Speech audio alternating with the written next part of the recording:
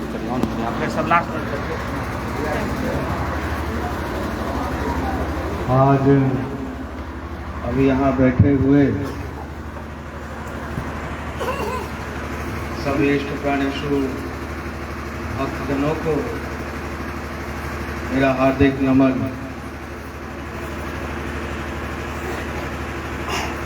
आज कितना यह पवित्र दिन है और कितना बहुमूल्य समय है जिसकी कल्पना हो सकता है हम लोग अभी न कर पाए, या हो सकता है आज के समय का, आज के दिन और तारीख का महत्व हम लोग आज न समझ पाए, लेकिन आगे आने वाला जो समय है, कालक्रम है, उस दिन हम सबों को एहसास होगा कि आज क्या शुरुआत हुई है।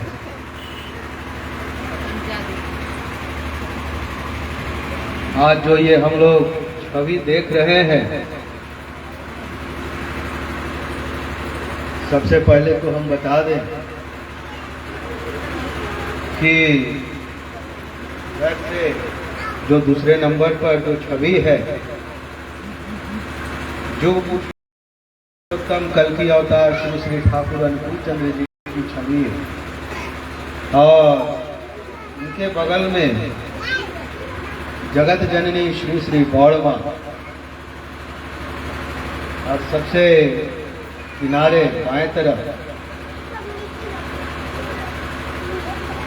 प्रथम आचार्य जो हुए सत्संग के श्री श्री गौड़दा, और इस तरफ बाएं तरफ वर्तमान आचार्य देव, इनकी छवि लगी हुई, और उन्हीं के शरणागत होकर के ही हम लोग उन्हीं को केंद्रायित करके यहाँ बैठे हुए हैं। क्या क्या हुआ? विनती प्रार्थना हुआ, धर्म ग्रंथों का पाठ हुआ, और भजनों के माध्यम से प्रभु का गुणगान हुआ। लगता होगा कि ये धोती पहने हुए लोग हैं और हम कह रहे हैं कि प्रभु हैं, मालिक हैं। ऐसा कैसे? अब आप ही लोग बताएं कि तब ये क्या पहनेंगे? नाटक का तो ड्रेस नहीं ना पहन के आएंगे। हम ही लोगों की तरह मनुष्य योनि में आए हैं, तो हम ही लोगों की तरह जो है रह करके दिखाते हैं।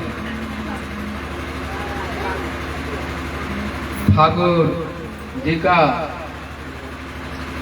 जब अवतरण काल था, तो इनका इस धराधाम पर ऐसे ही आना नहीं हुआ। उसके पहले हजारों वर्षों से इनके आने की पटकथा लिखी जा रही थी इस धरती पर। अनेक सिद्ध संत, सिद्ध पुरुष, अनेक अवतार भी हो रहे थे। इसलिए कि स्वयं साक्षात सृष्टिकर्ता सदगुरु के रूप में आने वाले हैं इस धरती पर। उनके लिए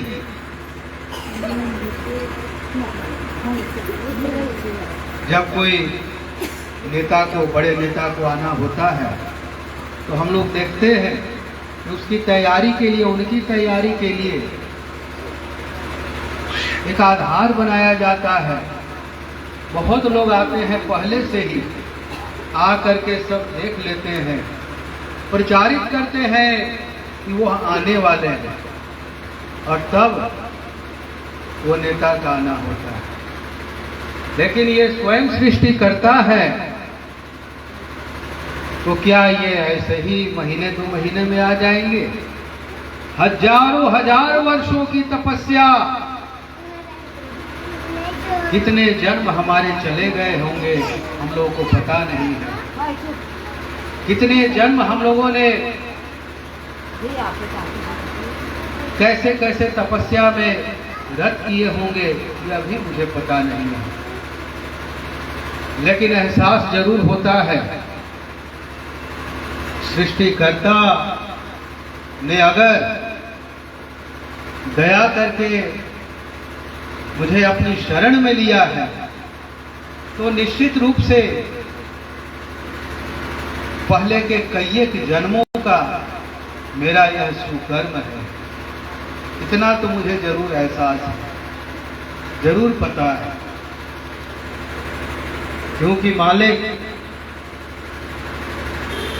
की दया जिन पर होती है, दृष्टि जिन पर तो सबों पर पड़ती है, लेकिन हम ही लोग अगर छुपे रहते हैं तो फिर मालिक की दृष्टि से, दया से वंचित हो जाते हैं। लेकिन वही अनेकानेक जन्मों का जब सुकर्म फल हम लोग का आता है तब हम लोग उनकी दया से वंचित नहीं हो पाते। अंतर यही हो जाता है। हजारों हजार वर्षों से संत लोग आ रहे हैं, अवतार लोग आ रहे हैं और परिचय दे रहे हैं कि स्वयं प्रभु आने वाले हैं। कहाँ आएंगे, कहीं कहीं ये भी चर्चा हो जाती है, कैसे समझेंगे हम लोग कि कल की अवतार आ चुके हैं। आज तो अनेकानेक लोगों को यह भी नहीं पता रहता कि वास्तव में कल की अवतार आ चुके हैं। वहां कहा गया वे पूरब में आएंगे, उत्तर पूर्वी छोर पर वे आएंगे, ब्राह्मण कुल में उनका अवतरण होगा।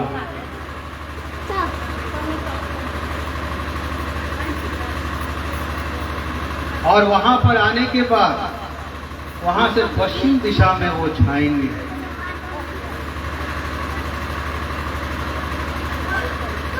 ठाकुर जी का अवतरण जब होने का समय हो रहा था,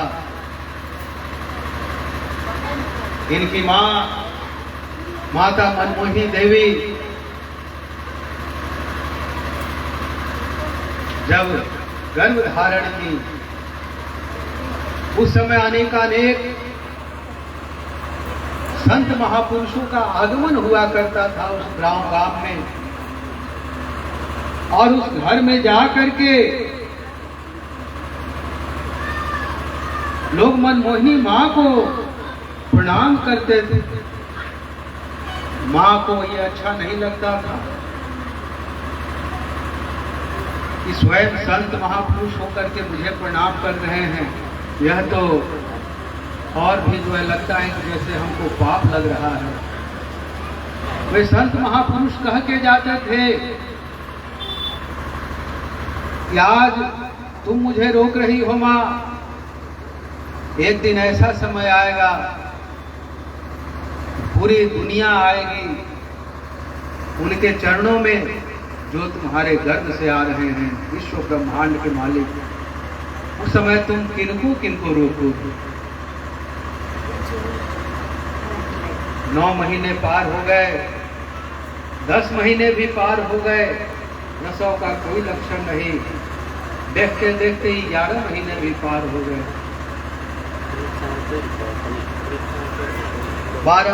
12वां महीना जो है जाने को है, और प्रसव का कोई लक्षण नहीं। सभी कोई चिंताग्रस्त, क्या बात है। और उस समय तो डॉक्टर लोग नहीं हुआ करते थे, समाज की ही लोग हुआ करती थी। वही खूब सुंदर ढंग से, चमैन लोग खूब सुंदर ढंग से प्रसव कराती थी। इस विद्या में वे लोग माहिर थे। आज भी है जहाँ पर हैं लोग। तो जिनको प्रसव कराना था उनको अगल बगल वाले लोग एक षड्यंत्र किए कि अगर लड़का होगा तुम उसका गला घोट देना। खूब उसको चांदी का मुहर वगैरह दिया गया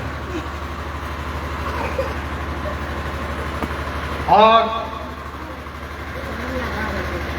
प्रसव का कोई लक्षण ही नहीं। एक दिन थोड़ा प्रसव का लक्षण दिखा, प्रसव पीड़ा हुई, उस दिन वही चमैन घर में रह गई। हो सकता है अब हो जाए, लेकिन फिर प्रसव पीड़ा खत्म हो गई। देर रात होने लगे, मनमोहिनी माँ को नींद आ जाती है और वो जो चमैन थी उनको भी नींद आ जाती है। और इधर योग माया से प्रभु 7:05 पर दिन शुक्रवार को इस धरती पर आते हैं, अवतरण होता है। किसी को पता नहीं, माँ भी सोई और वो चमैन भी। वो तो बाहर में जब दिखाई लोग रहते हैं उन लोगों को लगता है कि उस कमरे में लगता है आग लग गई है, बहुत प्रकाश हो रहा है। वे लोग हाहाकार करते कुएं की तरफ दौड़े कि पानी लेकर के अब आग को बुझाना होगा, ये क्या हो रहा है। और उसी के कारण चमैन की जब नींद खुलती है अचानक से झटके से, तो देख रही है एक शिशु, वो तो बैठ, तब उसे महसूस होता है यह तो इस शिशु का भी हाथ मेरी तरफ बढ़ रहा है, धीरे धीरे लंबा होते जा रहा है।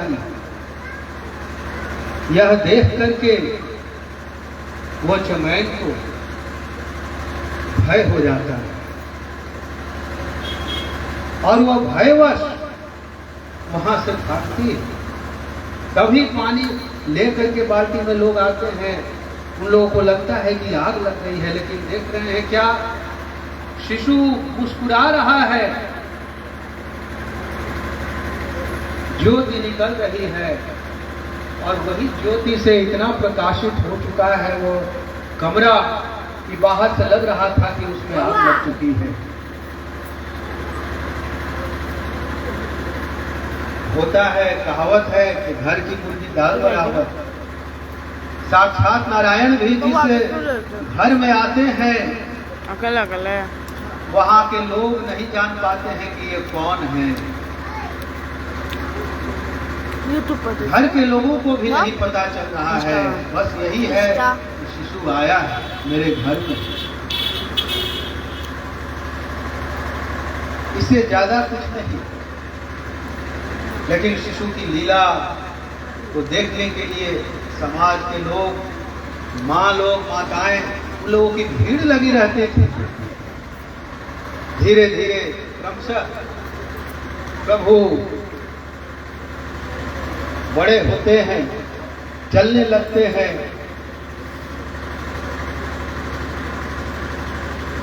माँ इनको अपने मामा के यहाँ ले जाती है। मामा कृष्ण जी के परम भक्त, वो एक मूर्ति स्थापित किए हुए थे, मूर्ति लगा करके पूजा करते थे। कांसे की मूर्ति कृष्ण जी की, वह जो है लगा करके और पूजा वो करते थे। एक दिन देख रहे हैं, ध्यान मग्न है, अचानक से गिरने की आवाज आती है, आंख उनकी खुलती है तो देख रहे हैं कि मेरा भगना अनुकूल बैठा हुआ है और मूर्ति जो है गिरी हुई है। बहुत उनको क्रोध भी आता है और तरह तरह का संशय भी कि कहीं यह अपशगुन तो नहीं हो गया। जा करके बोलते हैं मनमोहिनी माँ से कि बच्चे को ठीक से रखा करो। पूजा कर रहे थे, उस समय जो है कहाँ से आ गया हमको पता भी नहीं चला। दूसरे दिन भी यही हुआ, उन्होंने वहां पर एक अब नौकर रख दिया कि देखो ये किसी भी तरह से ये प्रवेश न कर सके।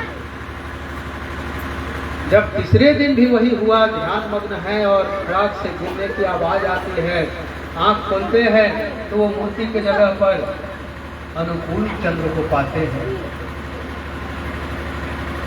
बहुत क्रोधित होते हैं, नौकर से पूछते हैं, नौकर कहता है कि मुझे तो पता ही नहीं है, कोई नहीं गया, मैं यहीं बैठा हूँ।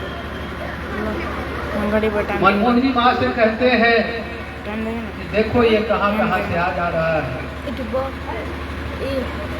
मनमोहिनी माँ जब थोड़े वो शिशु पर क्रोध दिखाती है तो बालक अनुकूल, शिशु अनुकूल कहते हैं कि तो वो मुझे बुलाता क्यों है। जैसे ही सुने मामा वो आश्चर्य में पड़ गए, मैं तो बुलाता हूँ श्री कृष्ण, मैं तो अपने मालिक को श्री कृष्ण को बुलाता हूँ, और यह मेरा भगना शिशु अनुकूल कह रहा है कि मुझे क्यों बुलाता है, इसका क्या मतलब है। नौकर को पता नहीं हो रहा है, वो देख रहा है कि कोई नहीं जा रहा है, तब ये फिर क्यों चला आ रहा है, कैसे चला आ रहा है, ये सब उनके मन में अब द्वंद होने लगा कि आखिर ये शिशु है क्या। धीरे धीरे जैसे हम लोग मनुष्यों की मनोवृत्ति होती है कि आज हम लोग कहते हैं ना रामचंद्र जी की जय, लेकिन जब हमारे प्रभु अनुकूल चंद्र जब रामचंद्र जी के रूप में आए थे तो हम ही लोगों ने उन्हें कितना प्रताड़ित किया था। हम लोगों के ही कारण अग्नि परीक्षा तक देनी पड़ी थी सीता मैया। ये हम ही लोग थे। अगर उस समय पहचानते वास्तव में ये रामचंद्र जी जो हमारे सामने साक्षात है ये कौन है, तो अग्नि परीक्षा की नौबत नहीं आई। ये हम ही लोग हैं जो प्रभु कृष्णचंद्र जी के रूप में आए। जब उस समय एक गांव के लिए भी इनको तरसना पड़ा था, गांव भी जो है लोग देने के लिए तैयार नहीं थे, और कार्य इनको क्या मिला, पद प्रक्षालन का कार्य मिला था। सोचिए लोग वहां बैठ करके आराम से प्रभु से अपने पैर धुलवा रहे हैं। आज हम लोग कहते हैं मेरे कान्हा और कृष्णचंद्र जी की जय। जिस समय उनका काल था, जिस समय वे आए, उस समय तो हम ही लोगों के कारण उन्हें प्रताड़ित होना पड़ा। उस समय हम लोगों ने पहचाना नहीं, अपने पैर धुलवा रहे हैं प्रभु से। इससे बढ़ करके और पाप क्या ले जा सकते हैं इस धरती से। आज भी वही स्थिति हो रही है। पहले के युग में मैं इधर कुछ कह रहा था कि लोग भगवान को खोजते थे, हे प्रभु तुम कहाँ हो, और भगवान थे कि दर्शन देते ही नहीं। सैकड़ों वर्षों की तपस्या, दीमक लगने लगता शरीर में, गलने लगता, तब जाकर के भगवान जो है दर्शन देते थे। हाँ? भगवान को खोजना पड़ता था। आज भगवान खोज रहे हैं मनुष्यों को, लेकिन मनुष्य लोग जो है भाग रहे हैं। तो भागते भागते कहाँ जाएंगे? भगवान के पास से भागेंगे तो कहाँ जाएंगे? शैतान के पास जाएंगे। सोच सकते हैं कि हम लोगों की गति क्या हो रही है। भगवान के पास, भगवान खोज रहे हैं, मेरे पास आओ, मेरे पास आओ। मेरे पास आओ। लेकिन भगवान से अगर भागेंगे तो सामने तो शैतान है ही, वो तुरंत जो है हमको अपने कब्जे में लेगा और उसी अनुसार का मेरा मन बना देगा, मेरा विचार बना देगा, मेरी बुद्धि बना देगा और उसी तरह का हम बात विचार करने लगेंगे, उसी तरह का हम कर्म करने लगेंगे और फिर फल भी तो वैसा ही मिलेगा ना। तब उस समय फल के लिए क्यों ठाकुर जी से हम लोग मन्नत मांगने लगते हैं। सब कुछ किए अपने मन से तो जैसा किए वैसा ही ना फल भी मिलेगा। हाँ, किए गलत, बीज रोप रहे हैं क्या चीज का, लताम का, खोज रहे हैं कि आम उसमें से फल नहीं लगे। ऐसा कभी संभव हुआ है क्या? कितना हो पूजा कर लीजिए, कितना हो तपस्या कर लीजिए, दिखाइए कहीं लताम का बीज रोप करके आम का जो है वृक्ष तैयार कर दिए। इस सब चीज पर हम लोग क्यों भरोसा कर रहे हैं? बात क्या है? हम लोगों के जीवन का बात है। जब जीवन हम लोग का जन्म हुआ है तो ये जन्म लेकर के हम लोग क्या कहलाते हैं? मनुष्य। मनुष्य योनि में हम लोग आए हैं तो मनुष्य का कुछ गुण भी होता है। गाय का गुण होता है, भैंस का गुण होता है, बकरी का गुण होता है। तीनों देने के लिए दूध ही देती है, लेकिन क्या तीनों का अलग अलग गुण है कि नहीं है? सबका गुण अलग अलग है। मनुष्यों का भी गुण है, लेकिन उस गुण को ही हम भूल गए हैं।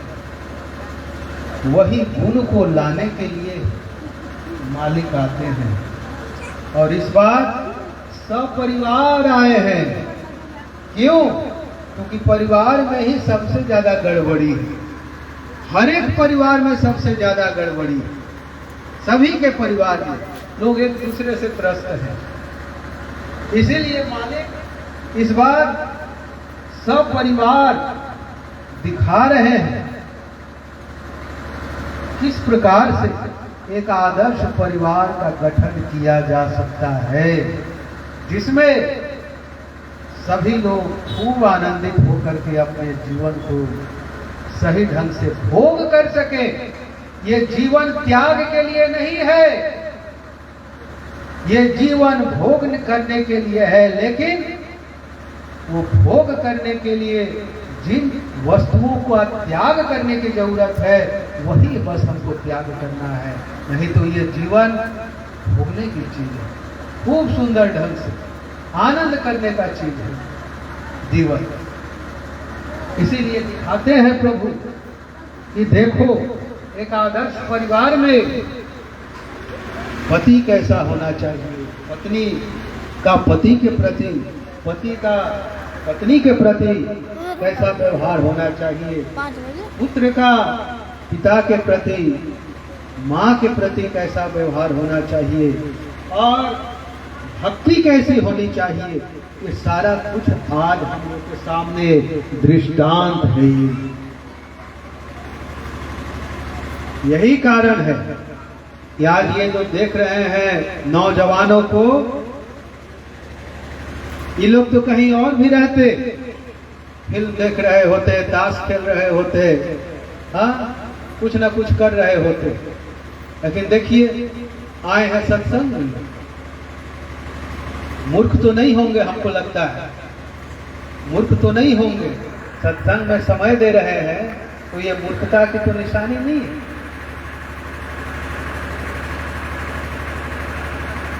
इसीलिए कहा गया है समय तो हम लोगों को मिलता है, लेकिन वही समय प्रभु के पास जुड़ता है जब हम सत्संग कर रहे होते हैं। सोई घड़ी धन्य जब हुई सत्संगा, वही समय धन्य है जिस समय मैं प्रभु के सत्संग में बैठा हुआ। और सो धन धन्य प्रथम गति जाकी, वही धन धन्य है जो मेरा प्रभु में लगता है। ध्यान दीजिएगा, धन और समय वही धन धन्य है जो मेरा प्रभु में लगता है, और वही समय धन्य है जो मेरा सत्संग में, प्रभु के सत्संग में लगता है। इसलिए दीक्षा काल में क्या बताया जाता है? यजन याजन इष्टवृत्ति करने के लिए प्रातः बेला में चक्र दर्शन करके कुछ देर ध्यान पर बैठना है, प्रभु के गुणों का चिंतन करते हुए आज्ञा चक्र पर मंत्र जाप करना है। यही कहलाता है नाम ध्यान। और नाम ध्यान के पश्चात प्रभु को मैं नित दिन दान करूंगा, वह दान कहलाता है इष्ट वृत्ति। वह दान है इष्ट वृत्ति, इष्ट के भरण पोषण हेतु जो मैं अपने सामर्थ्य अनुसार दान कर रहा हूं, वह इष्ट वृत्ति है। दान भय बुद्धि शक्ति प्रचंडा।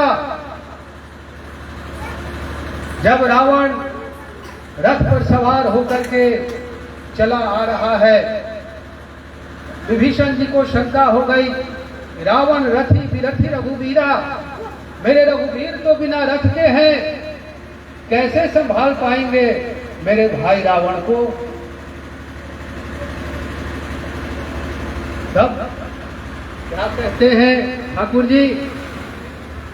कवच अभेद विप्र गुरु पूजा, अदान भय बुद्धि शक्ति प्रचंडा। और मैं धर्म रूपी रथ पर सवार हूं, विभीषण संशय का कोई कारण नहीं बनता है। उस समय ये इष्टवृत्ति को पंच महायज्ञ कहा जाता था, निकुंभला यज्ञ कहा जाता था। मेघनाथ इसे करता था नित दिन। यही कारण था कि वह अमर था, लेकिन वह सत्य का साथ दे रहा था, इसलिए उसके एक दिन के उस व्रत को भंग किया गया, तब जाकर के उसका व्रत हुआ। पुनः जब ठाकुर जी कृष्ण जी के रूप में आते हैं, गीता में क्या कहते हैं? श्रीमद् भागवत गीता में, मेरे द्वारा दिए गए अन्न को जो मुझे भोग लगाए बिना खाता है, वह महाचोर है, वह महापापी है, वह भोजन निष्ठा के समान है। आज पुनः ठाकुर जी उस चीज को इष्ट वृत्ति के रूप में दिए। ठाकुर जी से कहा गया कि ठाकुर जी दया करें, आप तो परम दयाल हैं, परम प्रेममय हैं। पहले आप लोगों को इतने इतने वर्षों तक तपस्या करवाते थे, तब दर्शन देते थे, आज तो खुद ही आप दर्शन देने के लिए आए हैं। प्रभु दया कीजिए। क्या कैसी दया? जो आपने इष्ट वृत्ति दिया है, अन्न निकालना पड़ता है, अनाज निकालना पड़ता है, कैसे जो है फिर उसको हम इष्ट स्थान गुरु धाम भेजेंगे, लेकर के जाने में कठिनाई होगी। प्रभु कुछ इसका निदान कीजिए। तब प्रभु कहते हैं कि यह अर्थ युग है, पैसे का युग है ये, जो तुमको दान करना है उसी सामर्थ्य में उतना अर्घ्य लेकर के तुम दान कर देना, तो उससे हो जाएगा। और 30वां दिन उसमें संगठने दक्षिणा रुपये भेजाई मिला करके उपयोजना केंद्र पर जमा कर देना। आज घाटी ग्रामवासियों के लिए ऐतिहासिक दिन है कि प्रभु कृपा किए हैं अपनी। एक घर यहाँ हुआ करता था और आज एक घर से 65-70 घर हो गए हैं।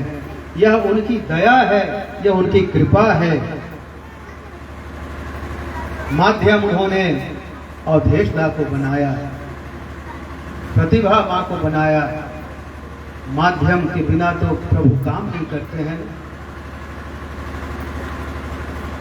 और आज परिणाम स्वरूप हम लोग देख रहे हैं कि आज पहली बार इस ग्राम में प्रभु का सत्संग अनुष्ठित हो रहा है और हम लोगों को उसमें जुड़ने का सौभाग्य मिला है। इससे बढ़ करके और कोई सौभाग्य नहीं हो सकता।